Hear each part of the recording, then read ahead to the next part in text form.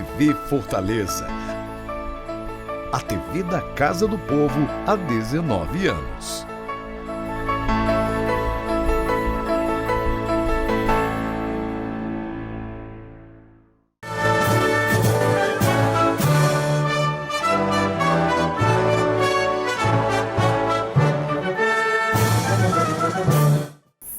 De setembro de 1822. Brasil comemora 200 anos de independência.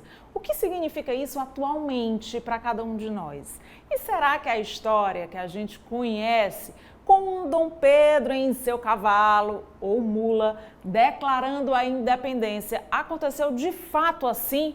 Para esse programa especial sobre o nosso processo histórico e aniversário da independência, convidamos o professor e historiador Evaldo Lima. Seja bem-vindo, professor. Clarice, é uma alegria muito grande estar aqui na Casa do Povo, estar na TV Fortaleza, nesse espaço tão importante para a democracia e mostra um pouco os desafios do nosso tempo. São 200 anos da independência, a gente precisa refletir sobre esses 200 anos e o que queremos para os próximos 200 anos. O passado não passa e o grande desafio é compreender esse labirinto do processo que levou à independência do Brasil.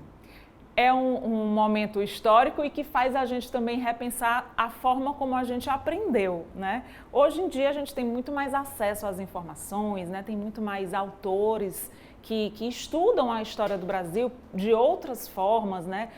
Realmente tendo contato com os documentos e aí a gente fica sabendo de detalhes bem diferentes do que a gente aprendeu quando era pequeno na escola.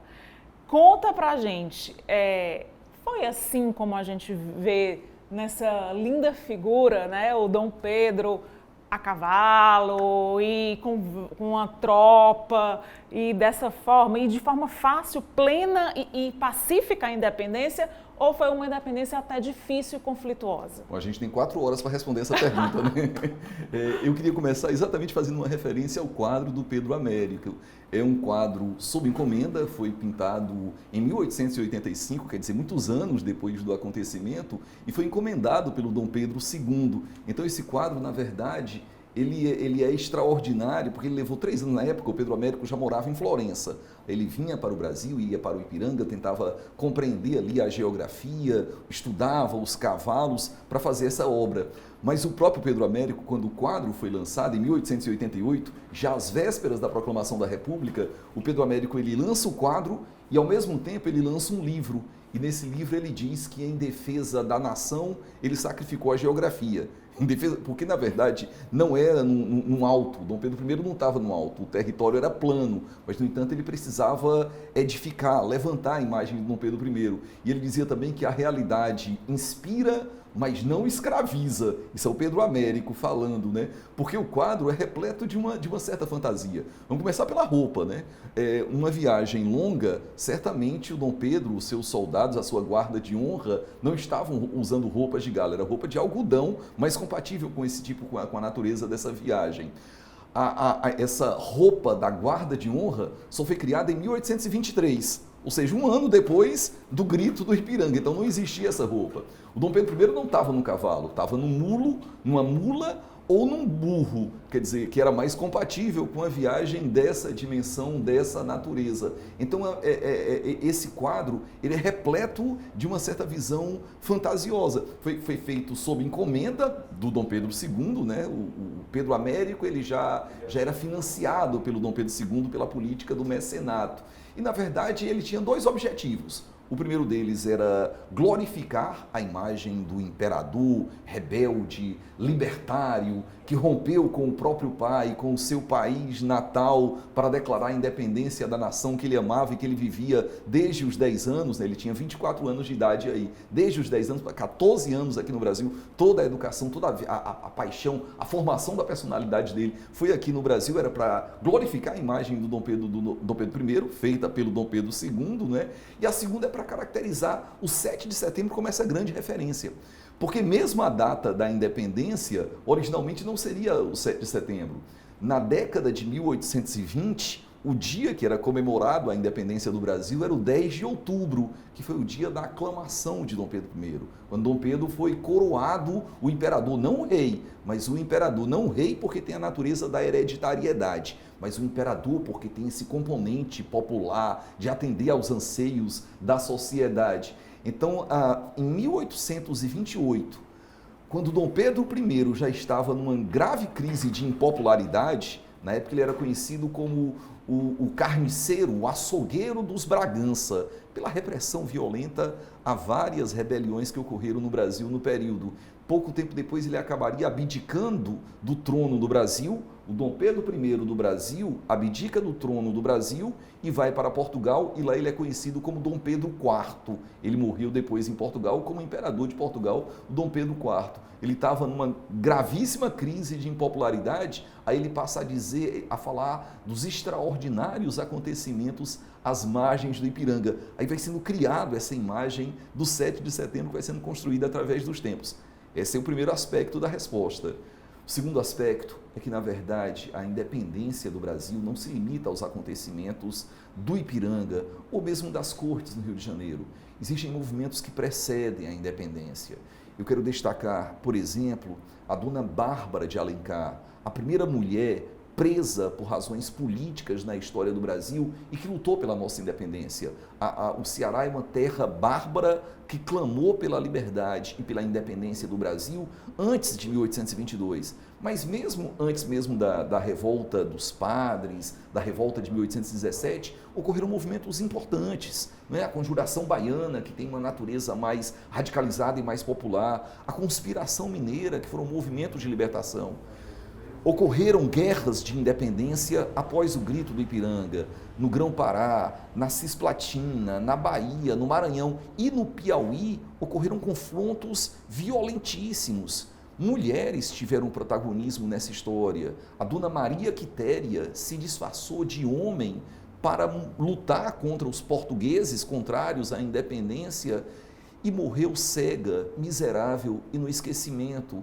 A Clara Angélica morreu a golpes de baionetas das tropas portuguesas para impedir que as tropas portuguesas invadissem um convento. Existem personagens que estão apagadas da história oficial. Eu acredito que esse bicentenário também serve para refletir sobre o significado da nossa história e o que o quadro do Pedro Américo não mostra. O convento que você fala é o convento lá do Rio de Janeiro?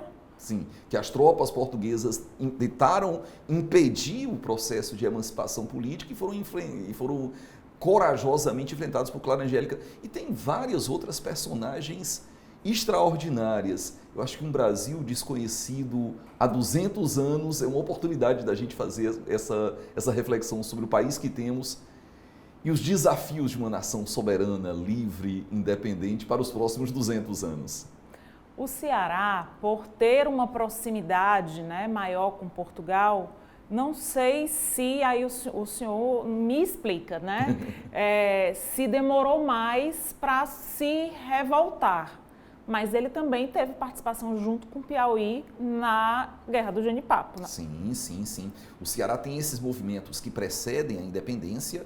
Eu destaco especialmente a Revolta dos Padres, comandado pelo José Martiniano de Alencar, né, pelo seminarista de Olinda, o pai do romancista José de Alencar, o filho da Dona Bárbara de Alencar. Esse movimento é extremamente importante, o movimento de 1817.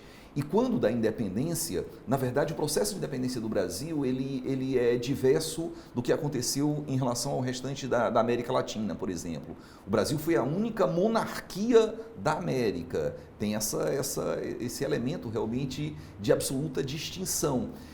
E as guerras definitivamente não foram tão violentas quanto o restante da América Latina. A gente teve algumas províncias que tiveram esses conflitos, né? O Grão-Pará, Cisplatina, Bahia, Piauí e Maranhão. O Ceará participou especialmente da Batalha do Genipapo, né? Havia um comandante português chamado Fidier, era onde as tropas portuguesas eram mais fortes e eram mais organizadas. E o Ceará participou ativamente da expulsão dos portugueses do Piauí. Eu quero destacar aqui uma personagem também extraordinária chamada Pereira Filgueiras, que foi o comandante das tropas cearenses que enfrentaram os portugueses. Clarissa, veja que curioso. Em Fortaleza nós temos uma rua chamada Pereira Filgueiras. E paralelo à rua Pereira Filgueiras tem uma outra rua chamada Costa Barros. O Costa Barros foi o homem que mandou executar o Pereira Filgueiras a mando do Dom Pedro I, porque o Pereira Filgueiras ele lutou na independência, lutou em 1817 e lutou também na Confederação do Equador e depois acabaria sendo executado pelo Costa Barros a mando do Dom Pedro I. E as ruas são paralelas? E as ruas são paralelas. Tem esse aspecto interessante, elas não se encontram, né? Um foi assassinado a mando do outro. Então tem isso. Curioso, para o Ceará, o importante é a Batalha de Genipapo. É a participação do Ceará na luta pela independência do Brasil. Na Bahia... E por que Genipapo, hein? É porque, na verdade, a localidade, a relação ali das proximidades é no Piauí, né? Na verdade, é onde as tropas portuguesas estavam mais fortalecidas, era ali. Na Bahia, a data da independência não é o 7 de setembro. Na verdade, é o 2 de julho, né, que é o momento em que os portugueses também foram expulsos da Bahia. Então, a independência assume essas dimensões variadas através dos tempos. Mesmo 7 de setembro, como eu falei anteriormente, ela é uma construção. Qual é o dia, o marco real da independência? Então, existem vários momentos diversos de celebração do significado do 7 de setembro. Que vão se desdobrando nisso. Acho que até também... Pela dimensão, né, do Brasil, a dimensão geográfica mesmo para aquele tempo, para um acontecimento chegar em todos os estados, não é que nem hoje, né, que você... Sim. Demorava, né, as informações demoravam a chegar, demoravam dias, por vezes meses, as informações para que os estados pudessem tomar consciência daquilo que estava acontecendo lá nas cortes. Então, eu acho que esse é um dos desafios. É superar uma espécie de sudeste-centrismo da nossa história. Então ocorreram lutas pela independência no Brasil, do Brasil no Ceará, no Piauí, no Maranhão. Existem nomes que merecem ser lembrados, que são nomes muito importantes para a nossa história, a exemplo da Maria Quitéria, ou a exemplo mesmo da Dona Bárbara de Alencar, Tristão Gonçalves, José Martiniano de Alencar, os alfaiates rebeldes da revolta dos alfaiates lá da Bahia, a Conjuração Mineira, as imagens do Tiradentes, quer dizer, são personagens que precisam ser resgatados da nossa história. Professor, e na verdade também teve somente também depois dessa data, né, do 7 de setembro, também um reconhecimento dessa independência fora do Brasil, né? Que não foi logo também de imediato, foi só quando foi assinado o tratado, não é isso? Verdade. E uma coisa curiosa, também é uma oportunidade para a gente desfazer alguns equívocos. Alguns livros de história, especialmente livros secundários, acabam dizendo que o Brasil, que o primeiro país a reconhecer a independência do Brasil teria sido os Estados Unidos. Não é verdade. O primeiro país a reconhecer a independência do Brasil foi a Angola. Isso está ligado também a interesses comerciais relacionados ao tráfico negreiro, né? A nossa independência, ela é incompleta, ela não aconteceu da forma como, por exemplo, José Bonifácio pretendia. O patriarca da independência, José Bonifácio, na minha leitura, o mais ilustrado político brasileiro, o mais preparado de todos os políticos da história do Brasil. O patriarca da independência, José Bonifácio, ele não queria apenas a emancipação política do Brasil em relação a Portugal. O José Bonifácio queria a abolição da escravatura, queria a reforma agrária, o tratamento com dignidade aos índios. Quer dizer, é um nome fundamental e que precisa ser redescoberto na nossa história. Angola foi o primeiro país a reconhecer a independência do Brasil, depois os Estados Unidos, e Portugal só reconheceu a independência do Brasil depois que o Brasil pagou uma indenização extraordinária para Portugal. Só que a gente não tinha esses recursos. Aí pedimos dinheiro emprestado à Inglaterra, alguns milhares de libras esterlinas à Inglaterra. Então é aí que começa a nossa dívida externa, a nossa dependência econômica a outras potências. E aí começa a ladeira abaixo. Professor, e o que mais você acredita que a gente tem de importante e também de diferente do que a gente aprendeu? Dom Pedro também sofreu influências, né, de outras pessoas importantes, como você vem falando, José Bonifácio.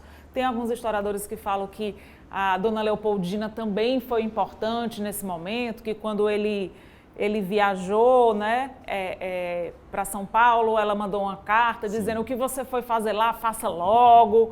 Enfim, o que você acha que a gente poderia também destacar que quando eu tinha meus 7 anos eu não li nada disso no livro de história? Dom Pedro é uma personagem extraordinária.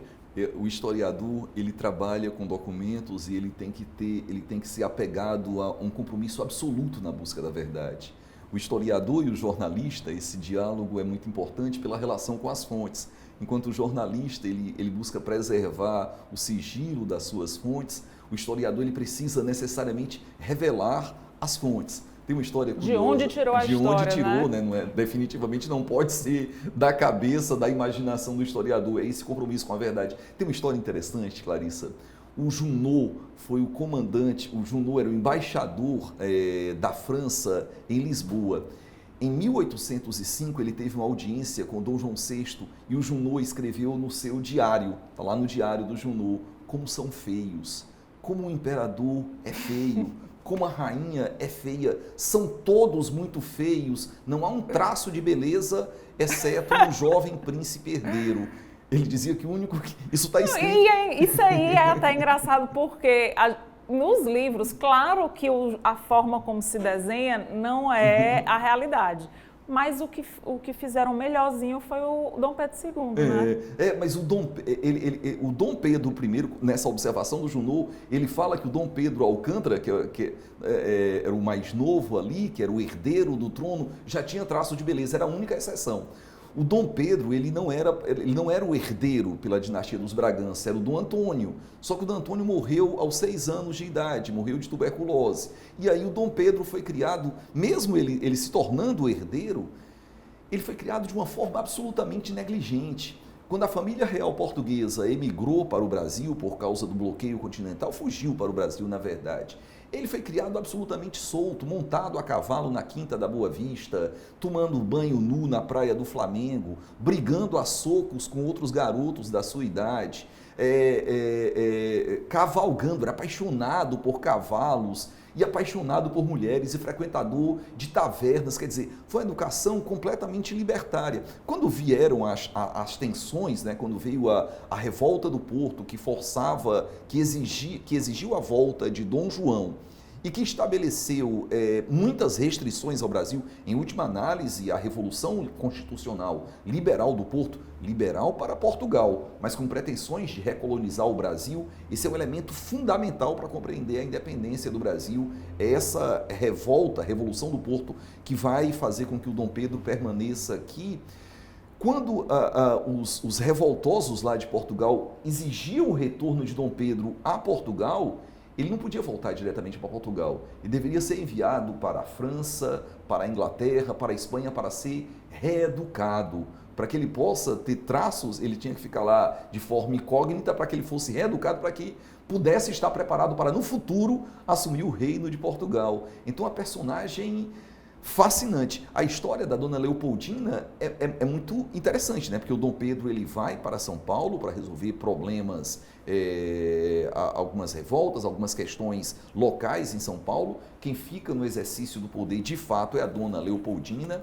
No caminho, quando ele tá com sérios problemas, isso os livros de história também não contam. Ele estava com sérios problemas intestinais, né?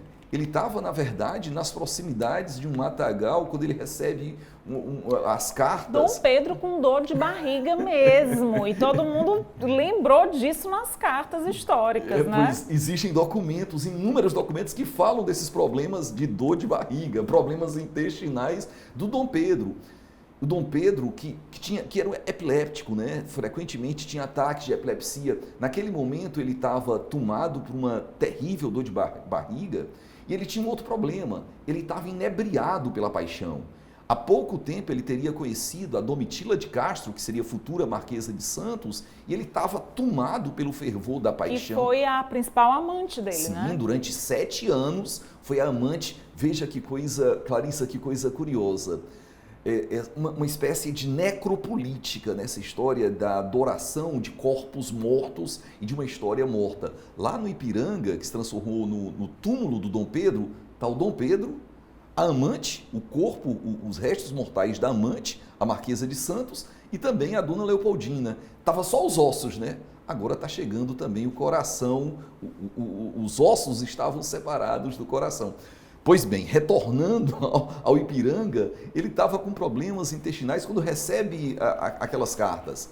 Carta da Dona Leopoldina, dizendo que ele deve seguir a orientação do seu conselheiro e que ele deve fazer aquilo que tem que ser feito, aquilo que está do tamanho do seu desafio histórico.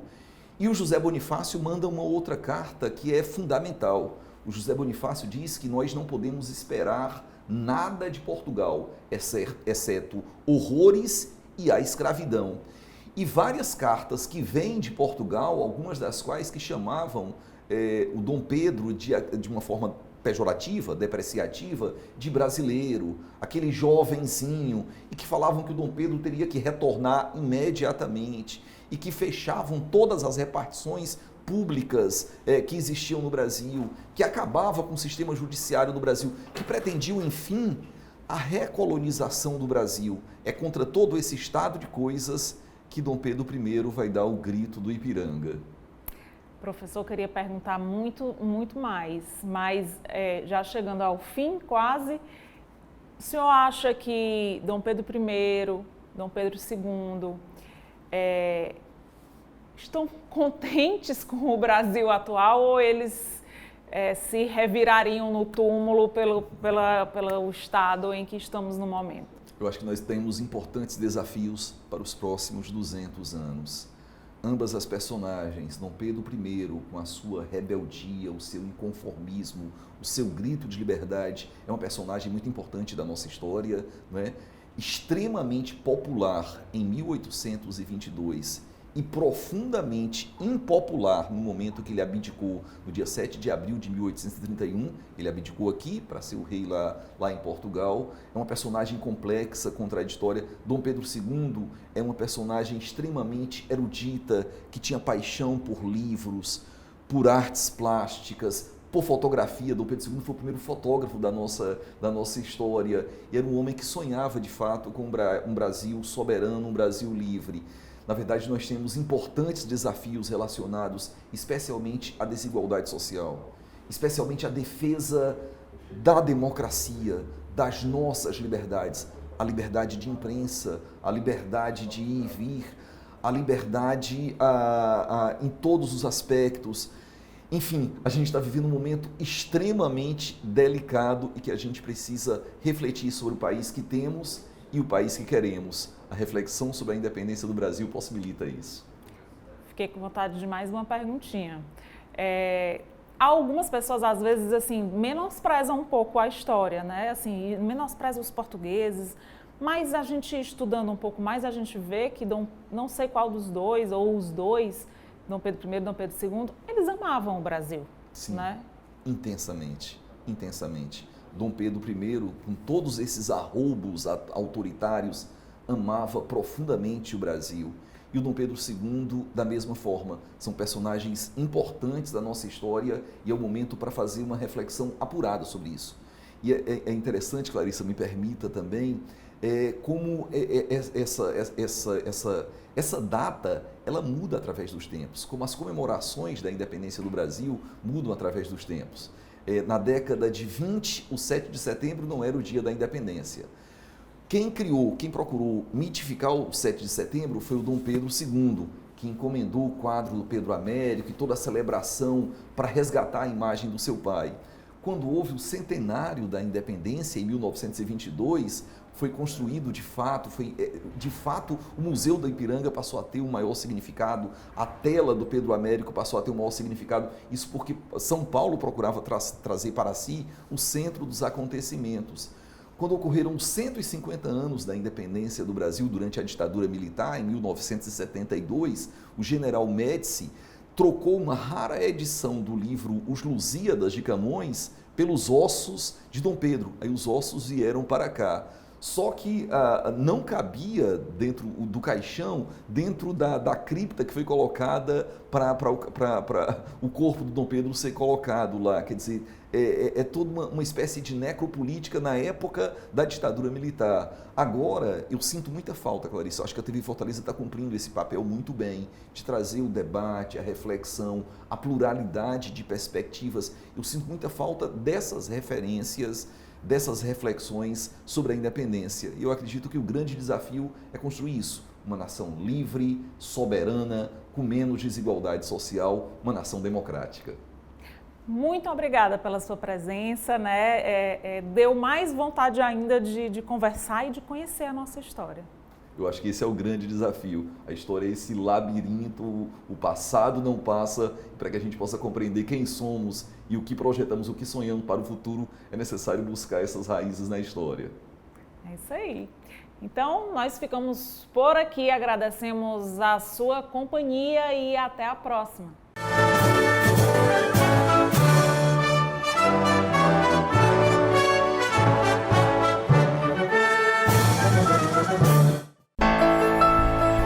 TV Fortaleza.